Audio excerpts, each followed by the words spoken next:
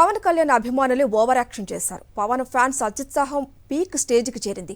నంద్యాలలోని AR mini థియేటర్లో cameraman గంగతో Rambabu cinema release సందర్భంగా అభిమానులు రెచ్చిపోయారు. థియేటర్లో పేపర్లకు నిప్పు పెట్టారు. ఒక్కసారిగా భారీగా మంటలు చెలరేగటంతో వెంటనే అప్రమత్తమైన థియేటర్ యాజమాన్యం మంటలను ఆర్పివేశారు. గతంలోనూ స్క్రీన్ను చించేసిన ఘటనలు ఉన్నాయి. దీంతో పవన్ కళ్యాణ్ సినిమా వేయాలంటే సినిమా థియేటర్ల యజమానులు భయపడుతున్నారు.